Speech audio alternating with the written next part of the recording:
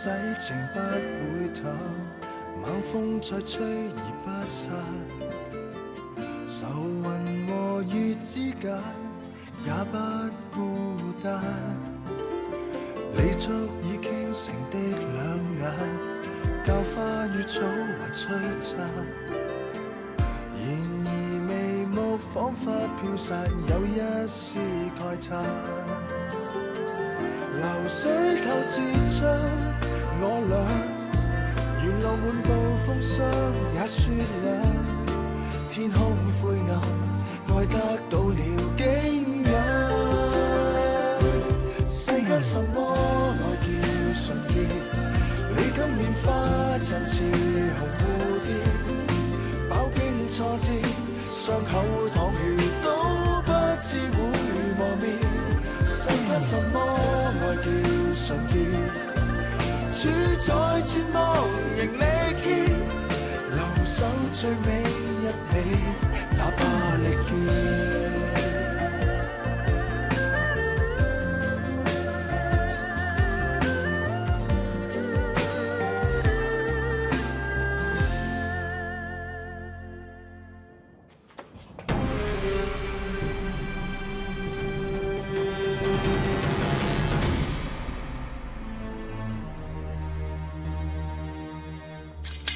Nè, ai cùng cho mà hơi. Đó mà hai trên cho mà hơi. Ai hin đập ba chương, ai nâng đánh cái ba hơi. Nè sợi tí buôn. Nè sợi tí buôn. Chả chứ. Ai rung nè sợi tí buôn này. Ai cho nâng thả kia nè nà tí. Ai nâng thả con này nè. Nè sợi tí buôn này nè.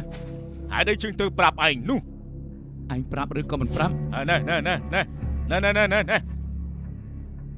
Ai chơi cho. Nơi lưuខ្លួនឯងមានប្រាក់ទៀតឲ្យជើងមកចាំជើងប្រាប់ឯងលើខ្លួនយើងមានតែប៉ុណ្្នឹងទេ5ណោះយើងបានជួយមើលថែអ្នកជំងឺ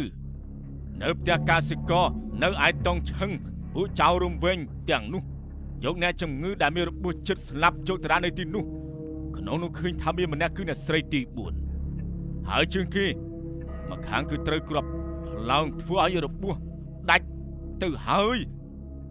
នៅពេលដែលជើងចេញមកឃើញគេហាមាត់លេងរួចក៏ដាច់ខ្យល់ស្លាប់បាត់ហើយ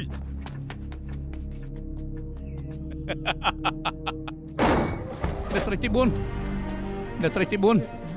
អ្នកស្រីអ្នកស្រីទី4này nèអ្នកស្រីទី4អ្នកស្រីទី4អ្នកស្រីទី4này nèលោកម្ចាស់ជួយពួកលោកម្ចាស់លោកម្ចាស់ជួយពួកយើងផងអ្នកស្រីទី4អ្នកស្រីទី4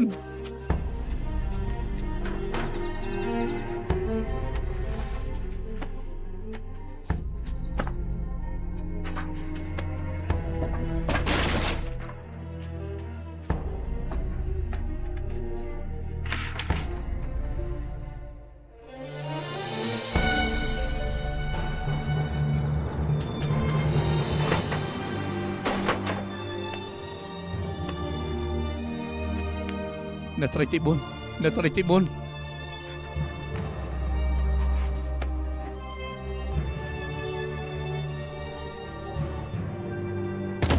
លោកគ្រូបាយឡើងជួយផង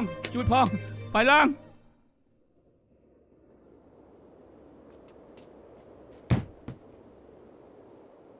អ៊ូស៊ីបានមកវិញហើយស្វាគមន៍អ្នកក្លាហានមហាឆេងពួកយើងត្រឡប់មកវិញសងទឹកដីជើងវិញសម្រាប់ពួកចៅរួមវែងឲ្យអស់សងទឹកដីមហាឆេងឲ្យជើងវិញ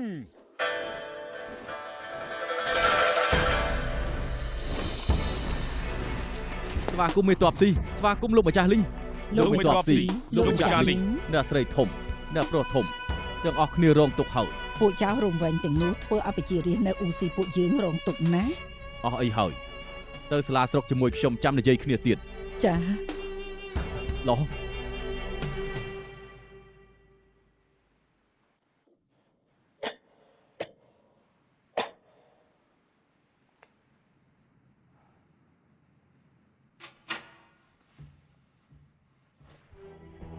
អ្នកស្រីទី4ចេញមកធ្វើអីគ្រូពេទ្យប៉ាយឡើងថាអ្នកស្រីរបួសត្រូវក្បាលគឺមិនអាចដើរព្រៃផ្ដាស់ទេមានក្អួតដាច់ទេ អត់ក្អួតទេគ្រាន់តែឈឺក្បាលបន្តិចប៉ុណ្ណោះមិញគ្រូពេទ្យប៉ាយឡើងប្រាប់ខ្ញុំថាមន្ត្រីឆ្កែតកូលីងនោះកំពុងចាត់មនុស្សយាមគ្រប់ច្រកល្ហកចិញ្ចោររកពួកយើងប្រហែលជាចិត្តមកដល់ទីនេះហើយ ខ្ញុំដឹងលើជំនួយការលោកគ្រូពេទ្យប្រាប់ថា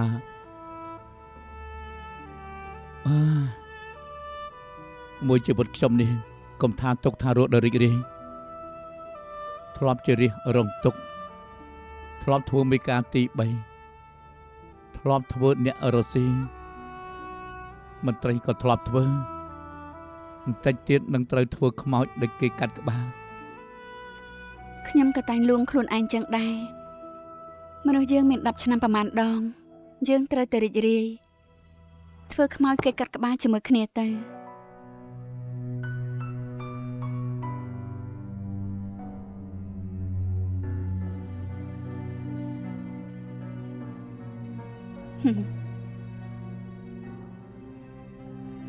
អ្នកស្រីកំពុងតែគិតអីហ្នឹងមានអីល្អសោចទៅ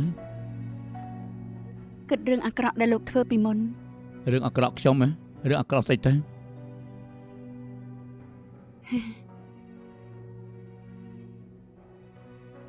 អ្នកស្រីទី4យប់នេះខ្ញុំទៅវិញនឹងពិចារណាកំហុសអ្នកស្រីកុំដេញខ្ញុំទៅអីបានទេ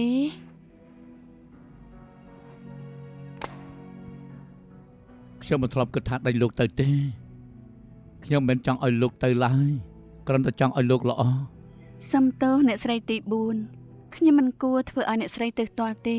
ខ្ញុំដឹងថាអ្នកស្រីស្អប់គេនិយាយថាប៉អ្នកស្រីទី4បំផុតតែខ្ញុំនៅតែនិយាយថាប៉អ្នកស្រីទី4ប៉អ្នកស្រីទី4 ឆាជាវលោកស្មានថាមានតែលោកម្នាក់ទេដែលពិបាកប្រហែលខែមុនខ្ញុំក៏ជាអ្នកបម្រើម្នាក់ដែរខ្ញុំពិបាកដូចតែគ្នាខ្ញុំក៏ធ្លាប់អត់ឃ្លានដូចគ្នាដូច្នេះខ្ញុំសង្ឃឹមថាលោកអាចវាឡើងមកធ្វើពីមេក្រុមរងមេក្រុមធំមេការរងមេការទី4មេការទី3ហើយដល់ចុងក្រោយដឹកអង្គម្ដងមួយរទេះទៅស្រុកកំណើតវិញ ត្រូវហើយចុះលោកនៅមកវិញធ្វើអីទៀតឆាជាវមិនក៏លោករឹងរូសយ៉ាងនេះលើកនេះខ្ញុំពិតជាចង់ឲ្យលោកទៅមែនខ្ញុំចង់ឲ្យលោកទៅឲ្យបានឆ្ងាយខ្ញុំមិនចង់ឲ្យលោកស្លាប់ទេលោកមកវិញធ្វើអីទៀតដាំឡាយលោកនឹងហែកហាងទៅជិតដល់រាជធានីទៅហើយហេតុអីក៏លោកមកវិញទៀតហេតុអីមកវិញទៀតហេតុអី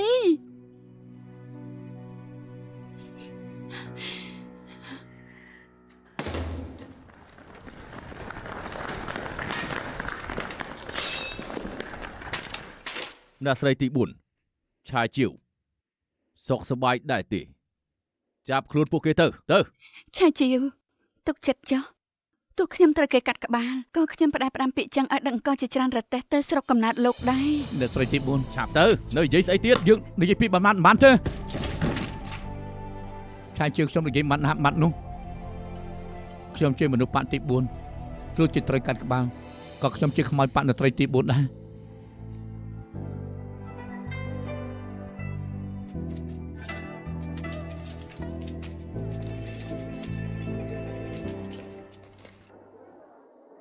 លោកម្ចាស់លីង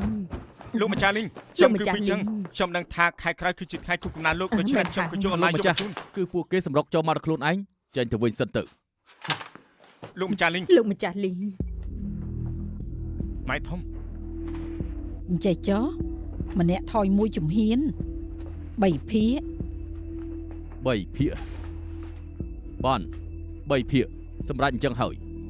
អ្នកទាំងពីរនិយាយស្អី3ភាគស្អីទៅ អូនប្រុសលោកម្ចាស់លីងនិងក្មួយប្រុសគាត់ចាប់អារម្មណ៍រកស៊ីម៉ែក៏យល់ថាពួកគាត់មានដងខាងរកស៊ីដែរដូច្នេះក៏ចែកឲ្យពួកគាត់ម្នាក់មកភាគកន្លះឲ្យពួកគេខំប្រឹងពួតដៃធ្វើឲ្យឈីងហ្វុងនៀនប្រសើរឡើង អានេះខាងនេះឈីងហ្វុងនៀនគឺជាញើសឈាមរបស់ពុក លោកម្ចាស់លីងលោកនិងលោកម្ចាស់ខ្ញុំរាប់អានគ្នាច្រើនឆ្នាំលោកធ្វើអញ្ចឹងមិនឆ្លៀតពេលមានទុកដណ្ដើមទ្រព្យសម្បត្តិគ្រួសារគាត់ទេហ៎ អ្នកទាំងពីរគ្មានសិទ្ធិប្រគល់ឈីងហ្វុងនៀនឲ្យគេទេតាមបណ្ដាំរបស់ពុក ពាក្យបណ្ដាំពុកឯងគឺប្រគល់ឈីងហ្វុងនៀនឲ្យជាងពីវិនគ្រប់គ្រងលុះត្រាតែខាងប៉ៅឈីយល់ថាគេមានទោសមិនអាចលើកលែងបានតែពេលនេះខាងប៉ៅឈីត្រូវគេចិត្តកាត់ក្បាលទៅហើយ គ្មានអ្នកណាយល់ថាគេមានទោសទៀតនោះទេ ប្អូនទី4មិនអាចត្រូវគេកាត់ក្បាលទេ ស្រីម្នាក់នោះជាស្រីក្បត់ជៀនសុកចិត្តធ្វើឆ្កែពួកចៅរំវែងមិនកាត់ក្បាលគេមេឃដីមិនសុកចិត្តយ៉ាងម៉េចចង់វាយយើងហ៎ ចេះលោកម្ចាស់លីងបើសិនពិតជាចង់កាត់ក្បាលប្អូនទី4មែនគឺដូចជាចង់ប្រឆាំងនឹងរាអ៊ូស៊ីទាំងមូលអញ្ចឹងប្អូនទី4ត្រឹមតែជាស្រីម្នាក់តែបង្ខំខឹងឲ្យកាត់បន្ថយថ្លៃដឹកជញ្ជូនដឹកនាំទាំងអស់គ្នាឲ្យរួចផុតពីគ្រោះកណ្ដោមគ្មានអ្នកណាម្នាក់ឃ្លានស្លាប់នោះទេពេលនេះលោកចង់កាត់ក្បាលគេបានកាត់ក្បាលខ្ញុំមុនទៅហើយកាត់ក្បាលរាអ៊ូស៊ីផងទៅ អ្នកម៉ែពួកជើងទៅរកអ្នកដែលធ្លាប់ជួយអ្នកម៉ែទី4ឲ្យសរសេរសម្បត្តិលោហិតចុះហត្ថលេខាជួយជីវិតអ្នកម៉ែទី4បើគេមិនព្រមទទួលពួកជើងប្តឹងទៅលើប្តឹងដល់រាជធានីប្តឹងដល់ព្រះអង្គ យើងនឹងប្តឹងលោក ពួកជើងចាប់ទៅ ឡប់សទេ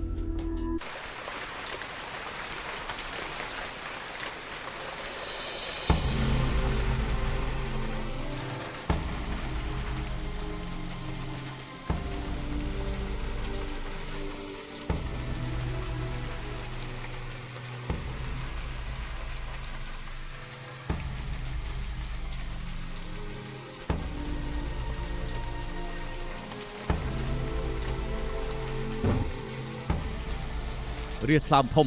ពួកឯងកំពុងធ្វើស្អី លោកម្ចាស់លីងនេះគឺជាលិខិតស្នើសុំដោយសាររាជនៅអ៊ូស៊ីដឹងថាម៉ែទី4ទៅប្រហារជីវិតគ្រប់គ្នាសុទ្ធតែបានចុះហត្ថលេខាស្នើសុំលើកលែងទោសឲ្យម៉ែទី4រុកជួយទៅថ្វាយម៉ែទី4សូមលោកម្ចាស់ពិនិត្យមើល ពួកឯងដឹងថាខាងប៉ៅឈីមានទោសស្អីទេគឺបះបោពីដើមមកមានទោសបះបោមួយណាដែលមិនត្រូវកាត់ក្បាលនោះរាជការមិនប្រហារជីវិតពួកឯងតែគ្រួសារគឺជាលៀបពួកឯងណាស់ទៅហើយឆាប់ដេញពួកគេចេញទៅ បាទលោកម្ចាស់ សម្រាប់មនុស្សទេវតាប្រាមុខ ទេវតាប្រាមុខ សម្រាប់មនុស្ស សម្រាប់មនុស្ស តែស្រីទី4ទៅមហាសប្បុរសអ្នកស្រីទី4ជាជនសប្បុរសនៅខេត្តអូស៊ីអ្នកស្រីទី4ជាមនុស្សល្អអ្នកស្រីទី4ជាមហាសប្បុរសជននៅអូស៊ីអ្នកស្រីទី4ជាមនុស្សល្អអ្នកស្រីទី4ដល់ឯងទៅ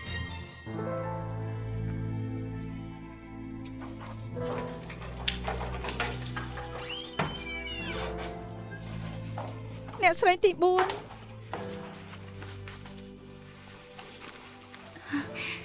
អ្នកនាងហៃថាងលោកគ្រូប៉ៃឡានអ្នកនាងហៃថាងក្រែងទៅធានជីងបាត់ហើយហេតុអីក៏មកវិញអញ្ចឹង ពេលនោះតបថៃភេងបារម្ភខ្លាចខ្ញុំមានគ្រោះថ្នាក់មិនឲ្យខ្ញុំមកវិញក៏នាំខ្ញុំទៅក្រោយមកទៅដល់ឆាងជើខ្ញុំឆ្លៀតពេលដែលពួកគេមិនប្រយ័ត្នក៏បកក្រោយមករកឆាយជាវ តបឆេងនេះពិតជាគ្មានមេត្តាធម៌មែនខ្ញុំប្រើសិទ្ធិសមាគមសាសនាគៀបពួកគេទើបពួកគេព្រមឲ្យយើងជួបនឹងនាងហើយនឹងឆាយជីវ ពួកលោកបានជួបឆាយជាវហើយឆាយជាវយ៉ាងម៉េចហើយពួកគេមានធ្វើបាបគេដែរទេ គេក៏អកខ្លាំងណាស់លោកគ្រូប៉ៃឡើងឃើញថាគេមានអាការៈក្អកមានឈាមពេលគាត់ដេញដោលសួរទៅដឹងថាតាមពិតគាត់រកអ្នកស្រីមិនឃើញក៏រត់ទៅតង់ឆឹង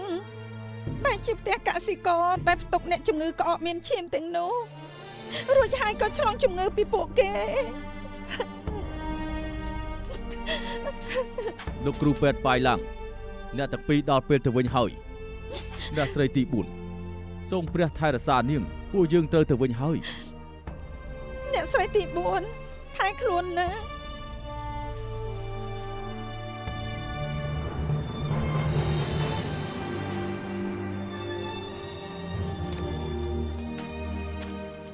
ខាងប៉ៅឈី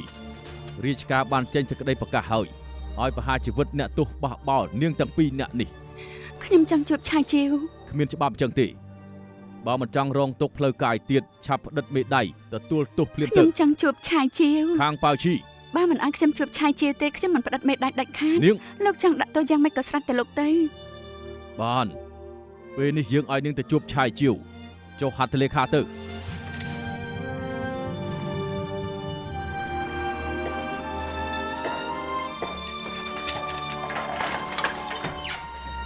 ឆាយជាវ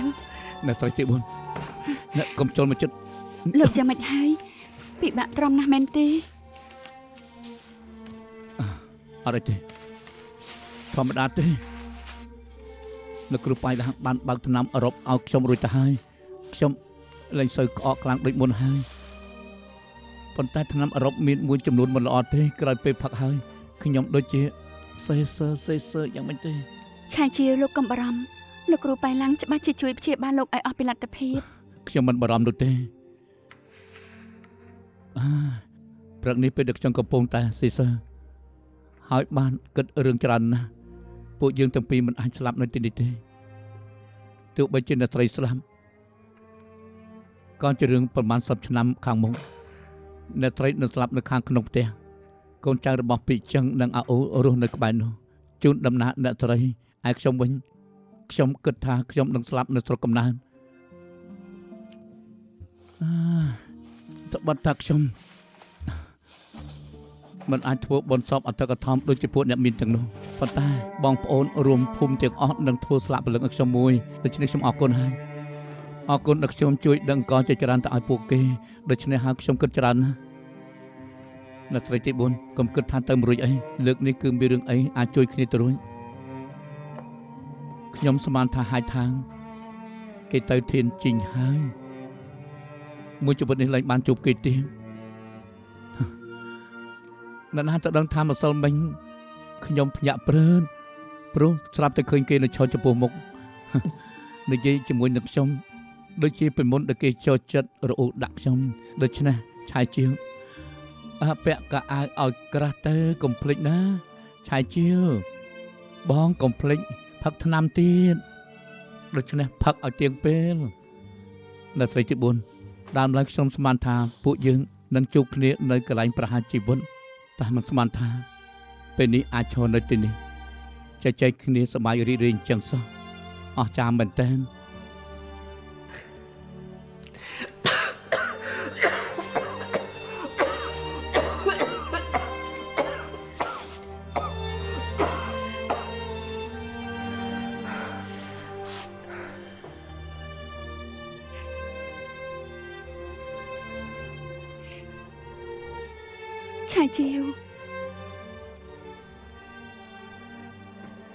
ឆាយជាវលោកអាចងាកមកមើលខ្ញុំបានទេ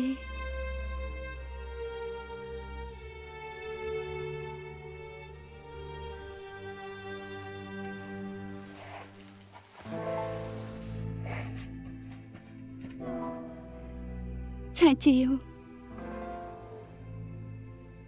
ខ្ញុំទៅហើយថែខ្លួនផង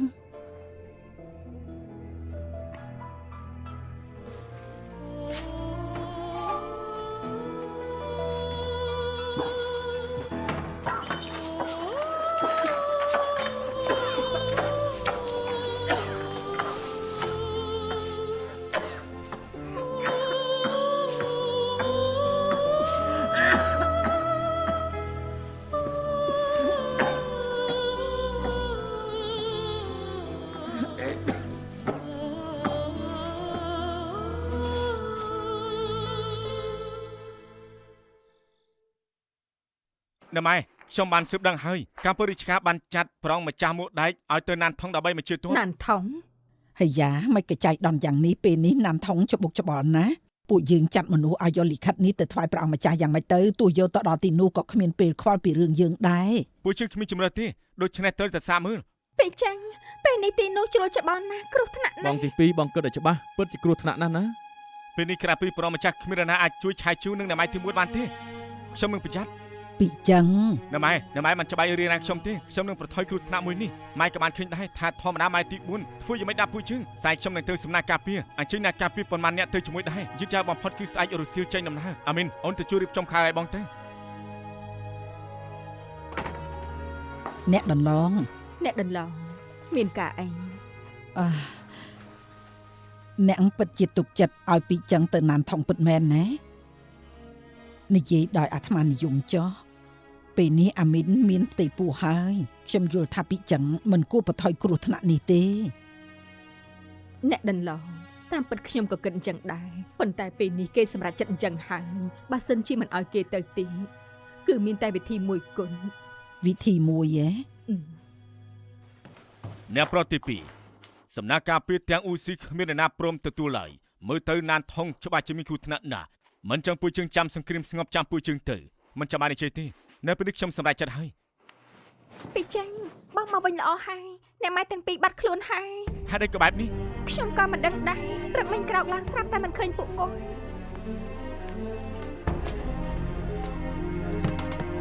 ពីចឹងបងរកអីណា ឯណាកំបិតនឹងស្បែកជើងនោះ បងរកកំបិតនឹងស្បែកជើងធ្វើអីទៅ ម៉ែយកទាំងស្បែកជើងនិងកំបិតការគាត់នៅសំណាក់ការពារគាត់ច្បាស់ជាទៅណានថងអាគង់ឆាប់ទៅជាមួយខ្ញុំបាទ ពីចឹង ថាកែ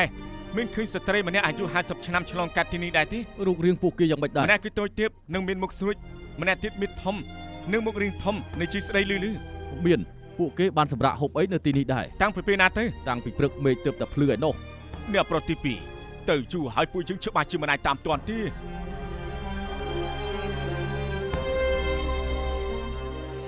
ព្រះអង្គម្ចាស់សូមបងសូមជួយបងអូនទី4ប៉ៅឈីផងទៅនេះមិនត្រឹមតែជាបំណងមនុស្សគ្រួសារពួកយើងទេគឺជាបំណងរបស់ប្រជារាស្ត្រអ៊ូស៊ីទាំងមូល ព្រះអង្គម្ចាស់សូមជួយអ្នកស្រីទី4ផងទៅ មិនបាច់និយាយទៀតទេយើងដឹងច្បាស់ពីចរិតរបស់ប៉ៅឈីខ្លាំងណាស់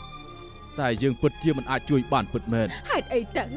ពីមុនគេជាអ្នកទោសរាជការក៏ទ្រង់អាចលើកលែងឲ្យគេបានហេតុអីក៏លើកនេះមិនបាន យើងច្បាំងចាញ់ជាប់គ្នារហូតមហាក្សត្រយាននេះទាំងពីរលែងជឿជាក់លើយើងទៀតហើយឯសត្រូវនៅក្នុងជួររាជការក៏បាញ់មុខព្រួញសម្ដៅមកយើងដែរសម្បកក្រៅយើងនៅតែជាព្រះអង្គម្ចាស់មួកដែកតាមពិតគឺគ្រាន់តែជាឆ្កែធ្លាក់ទឹកមកក្បាលតែប៉ុណ្ណោះ ព្រះអង្គ ព្រះអង្គ ម្ ម្ ចា ចា ស់ ស់ពិតជាគ្មានវិធីមែនណា គ្មានទេក្របកំភ្លើងដូចជាទឹកភ្លៀងចឹងក្របផ្លោងហោះពេញមេឃអ្នកទាំងពីរជាស្រីខំរកយើងតែយើងគ្មានវិធីជួយពួកនាងយើងពិតជាសុំទោសមែនយើងចាត់មនុស្សឲ្យការពារពួកនាងត្រឡប់ទៅវិញតាមផ្លូវប្រយ័ត្នផង ព្រះអង្គម្ចាស់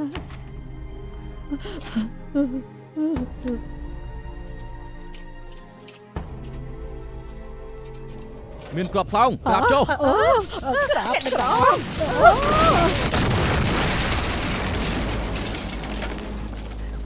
អ្នកដន្លងចាប់ទៅទៅ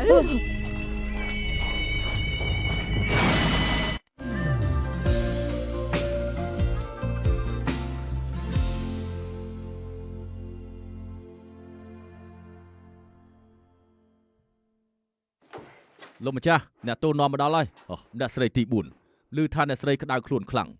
ពេលនេះសុខភាពយ៉ាងម៉េចទៅហើយ រកខ្ញុំមានការអី ចេះទេអ្នកនៅអ៊ូស៊ីជាច្រើនមករកខ្ញុំចង់ឲ្យខ្ញុំអនុញ្ញាតឲ្យនាងទៅជួបជុំអ្នកផ្ទះ3ថ្ងៃត្បិតថាទោះនាងបានសម្រេចទៅហើយពេលនេះគឺរងចាំតែថ្ងៃប្រហារជីវិតតែប៉ុណ្ណោះក៏ប៉ុន្តែនាងពិតជាធ្លាប់ធ្វើរឿងល្អដើម្បីអ៊ូស៊ីមែនដូច្នេះយើងក៏សម្រេចចិត្តថាបើកចិត្តឲ្យទូលាយឲ្យនាងបានទៅផ្ទះវិញជួបជុំនឹងគ្រួសារ3ថ្ងៃក៏ប៉ុន្តែកុំចង់រត់គេចឲ្យសោះពួកថកែឡានយកទ្រព្យសម្បត្តិនិងជីវិតមកធានានាង ឯណាឆាយជីវ ឆាយជាវខ្ញុំក៏ដោះលែងគេដែរ3ថ្ងៃដូចគ្នាគេឈឺធ្ងន់យ៉ាងនេះទៅហើយឲ្យគេទៅជួបគ្រូពេទ្យប៉ៃឡាំងតិចទៅហើយបើមានបំណងអីមិនទាន់បានសម្រេចនោះទៅធ្វើជាមួយគ្នាទៅ បើគ្មានអីផ្សេងទេខ្ញុំទៅហើយ នាំគេទៅ បាទលោកម្ចាស់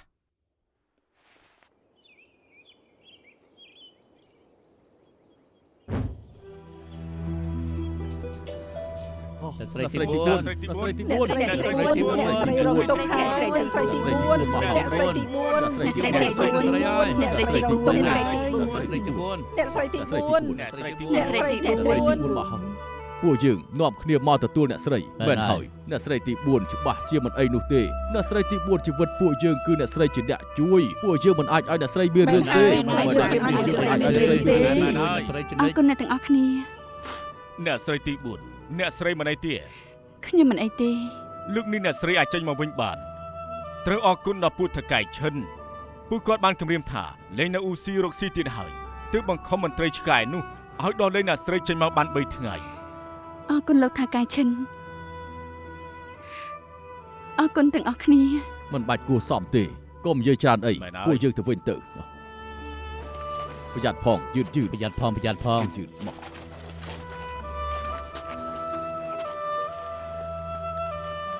ត្រូវហើយអ្នកស្រីទី4រាសនៅអ៊ូស៊ីទាំងមូលនាំគ្នាសរសេរលិខិតស្នើសុំឲ្យរាជការដោះលែងនាងមើលទៅរាសសឹងតែគ្រប់គ្នាសិតតែមកចុះហត្ថលេខានាងមើលចុះលោកម្ចាស់លីង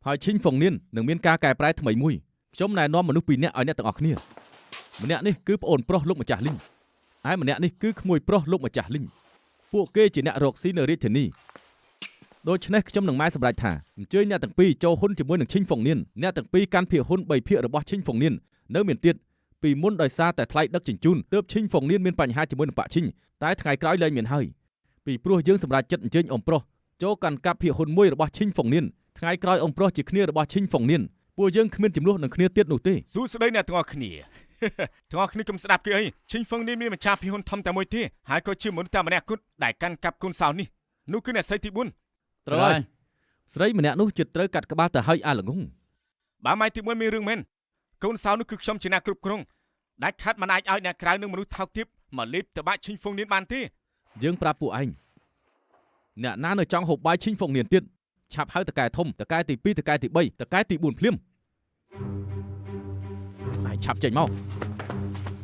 ហៅតកែទី2តកែទី3ហៅអញឆាប់ហៅតកែទី2តកែទី3មិនហៅ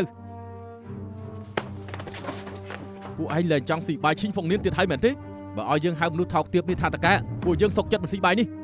ពួកយើងក៏មិនស៊ីដែរពួកយើងក៏មិនស៊ីដូចគ្នាដែរមិនស៊ីទេអ្នកប្រុសទី2ពួកយើងចង់ទៅអុជធូបជូនអ្នកស្រីទី3ដែរបានពួកយើងទៅ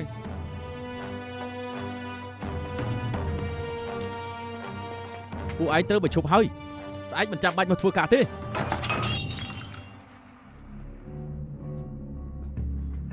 លោកលីង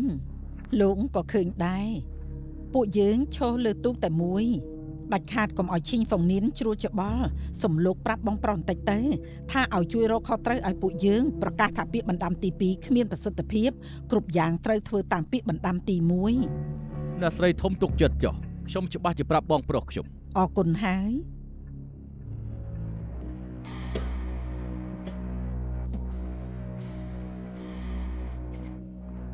លោកគ្រូបៃឡាប្រាប់ខ្ញុំតាមត្រង់មកជំងឺខ្ញុំនៅមានសង្ឃឹមទេនិយាយតាមត្រង់ចុះជំងឺនេះគឺមិនអាចព្យាបាលជាដាច់នោះទេលោកគ្រូបៃឡាខ្ញុំសូមជួយបងឆាជាផងទេបងអូនទី3បងទី2កុំចូលមកយកកណាត់ខ្ទប់មាត់សិនទៅមានរឿងអីនិយាយមកបងទី3បងទទួលដំណឹងថាព្រះអង្គម្ចាស់បានយាងមកដល់អ៊ូស៊ីហើយប៉ុន្តែមើលទៅលើកនេះទ្រង់នៅតែមិនអាចជួយឯកនឹងអ្នកស្រីទី4បានទេហេតុអីទៅទ្រង់ធ្វើសង្គ្រាមចាញ់ជាប់គ្នាព្រះមហាក្សត្រយាននេះខ្ញាល់ដល់ចង់ដកតំណែងទ្រង់ពេលនេះទ្រង់ទៅរាជធានីវិញដើម្បីទទួលការដាក់ទោសប៉ុណ្ណោះហើយទើបឆ្លងកាត់អ៊ូស៊ីបងឆាជាអូនទី3គ្រាគេឡើងគេខ្ញុំទៅយកទឹកមកឲ្យគាត់សិន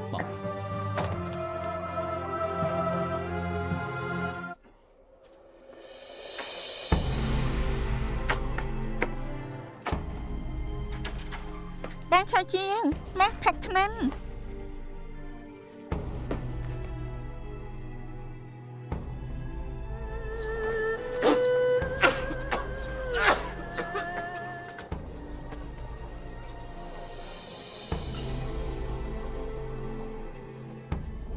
អូទី3បងឆាជាអាយចង់ទៅណា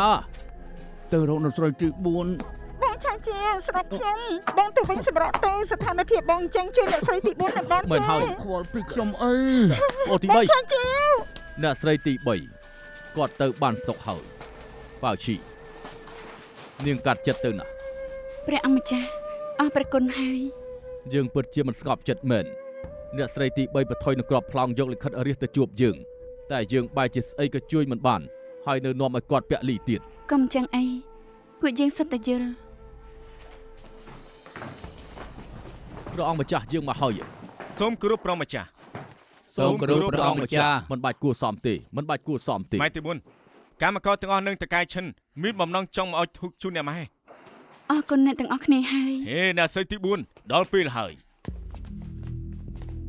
អាយ៉ាព្រះអង្គម្ចាស់ភ្ញៀវកម្រមែនទ្រង់ក៏យាងមកដែរទូលបង្គំសូមគោរពព្រះអង្គម្ចាស់មិនបាច់គួរសមទេអ្នកស្រីទី4ពេលវេលាកំណត់3ថ្ងៃដល់ហើយរំខាននាងទៅគុកជាមួយនឹងពួកយើងវិញពួកឯងចាប់គេទៅបាទលោកម្ចាស់លីងបងទី3ខ្ញុំថ្ងៃស្អែកទៅបញ្ចុះតើលោកអាចឲ្យខ្ញុំជួបដំណើរគាត់ជាលើកចុងក្រោយសិនទេខ្ញុំឲ្យនាងមកវិញ3ថ្ងៃគឺមានគុណធម៌ណាស់ទៅហើយ កុំធ្វើឲ្យខ្ញុំពិបាកអីណាត្រូវហើយមុនពេលទៅគុកវិញរំខាននាងជួយយកត្រានឹងកូនសោឈីងហ្វុងនៀនប្រគល់ឲ្យអ្នកប្រុសធំផង ហេតុអី កើតមកមិនបានជុកមកស្លាប់ទៅក៏មិនអាចជុកទៅដែរក្តាមជុកក៏គ្មានកន្លែងដាក់នាងដែរសៅនោះយកទៅមិនបានឡើយហើយមកចាំងវិញទៀតមនុស្សចិត្តស្លាប់ទៅហើយ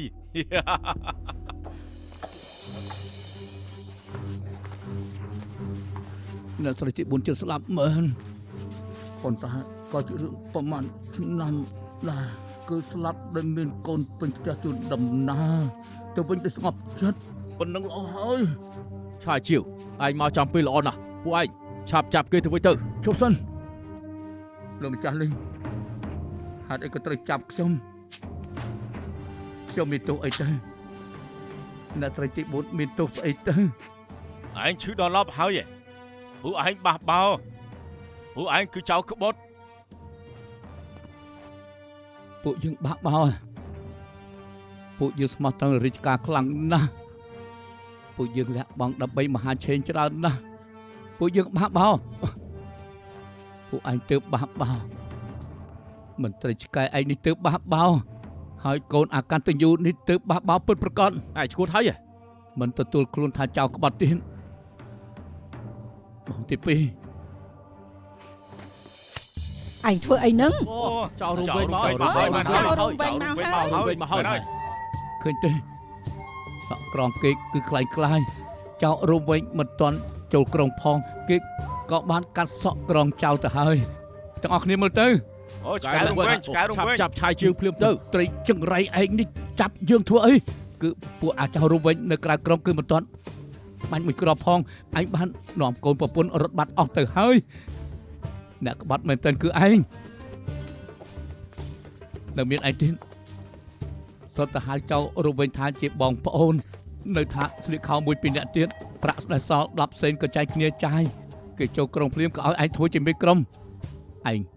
ហ៊ានថាមិនចូលដៃជាមួយពួកចៅផងហ៎គឺឯងមិនចូលដៃជាមួយនឹងចៅក្បត់ជាតិនោះទេ ឯងនឹងជិះផ្ដេសផ្ដាស់ ឯងបានធ្វើស្អីតើឯងមានបានធ្វើឬអត់ទេតើកាយតអស់គ្នាពួកលោកអាចធ្វើសាក់សីមានបានធ្វើទេ ច្បាស់ជាមាន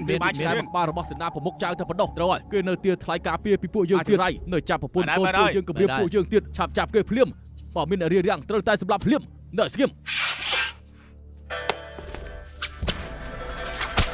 ទ័ពឆ្កែពួកឯងហ៊ានចាប់យើងនៅនត្រីទី4ផងហ៎ពួកយើងទទួលបញ្ជាពីព្រះអង្គម្ចាស់សម្រុកចូលទៅក្នុងរូខ្លាទាំងមិនគិតស្លាប់រស់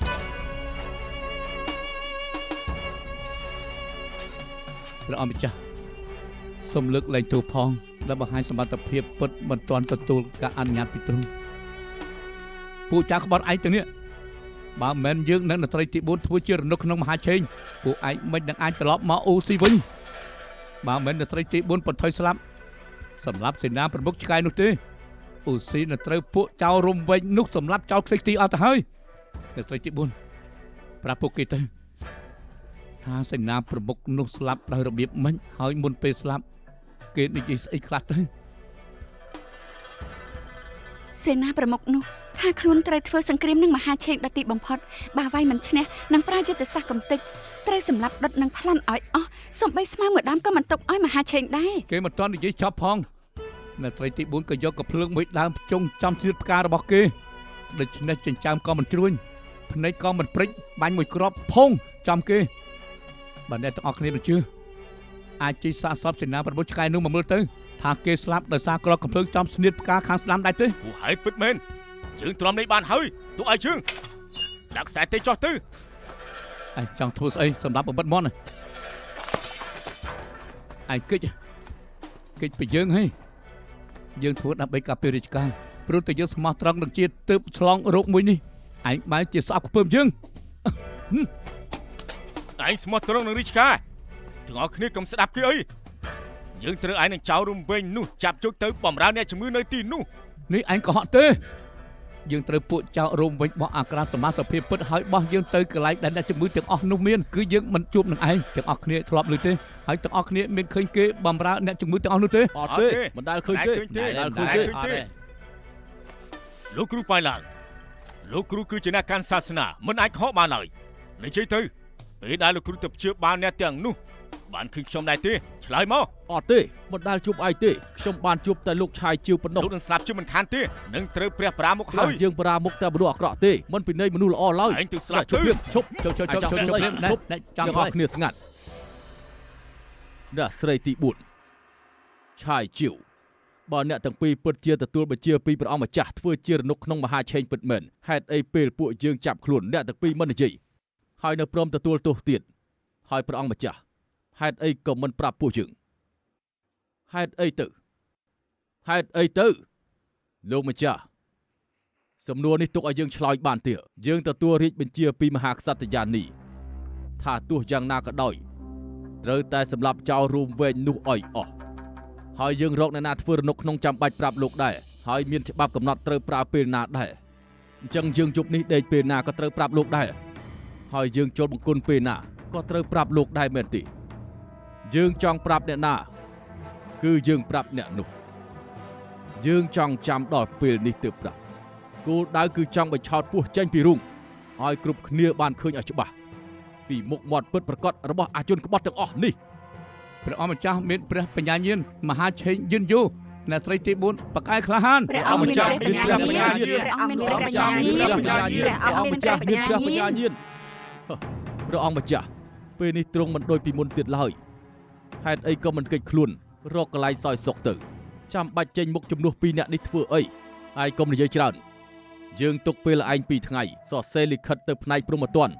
បញ្ជាក់ឲ្យច្បាស់ថាពួកគេជារនុកក្នុងយើងត្រូវតែលើកលែងទោសស្លាប់ឲ្យពួកគេភ្លាមព្រះអង្គម្ចាស់កុំប្រកាន់ទូលបង្គំនិយាយតាមត្រង់ទាំងអស់គ្នាសុទ្ធតែដឹងក្រោយទ្រង់ទៅដល់រាជធានីវិញភ្លាមគឺជាមនុស្សទំនេរម្នាក់យើងដឹងថាខ្លួនឯងនឹងក្លាយជាមនុស្សទំនេរតែយើងនៅចង់ខ្វល់ខ្វាយពីរឿងមួយនេះហើយខ្វល់ខ្វាយដល់ទីបំផុតទៀតធ្លាប់ឮថាអូដេស្កូមស្លាប់ក៏ធំជាងសេះដែរទៀតលោកម្ចាស់ចឹងគួរហ្វាងជាសិស្សរបស់យើងលោកម្ចាស់លីហុងចាងគឺជាសិស្សរបស់យើងដែរមនុស្សក្បែរខ្លួនយើងបើមិនមែនជាខ្សែរាជវង្សក៏ជាមន្ត្រីថ្នាក់ទី1ដែរឯងចង់ឲ្យយើងប្រាប់រឿងនេះទៅអ្នកណាខ្លះលោកម្ចាស់ជួចុងថាំងល្អទេលោកម្ចាស់ចឹងគួរហ្វាន់ល្អទេឬក៏សម្ដេចកុងឈិនល្អដែរទេ ប្រាប់លោកម្ចាស់លីហុងចាងទៅព្រោះពេលនេះគាត់កំពុងតែនៅសៀងហៃ ប្រាប់ទៅ ប្រាប់ទៅ ប្រាប់ ប្រាប់ ទៅ ទៅ ប្រាប់ទៅ យ៉ាងម៉េច ទៀត ប្រាប់ទៅ ប្រាប់ទៅ ប្រាប់ទៅ ប្រាប់គាត់ទៅ ប្រាប់ទៅ ប្រាប់ទៅ ប្រាប់ទៅ ប្រាប់ ប្រាប់ ទៅ ទៅមែនហើយប្រាប់ទៅ ប្រាប់ទៅ 世間什麼愛叫純潔？你今年花襯似紅蝴蝶，飽經挫折，傷口淌血都不知會磨滅。世間什麼愛叫純潔？主宰絕望仍力竭，留守最尾一起，哪怕力竭。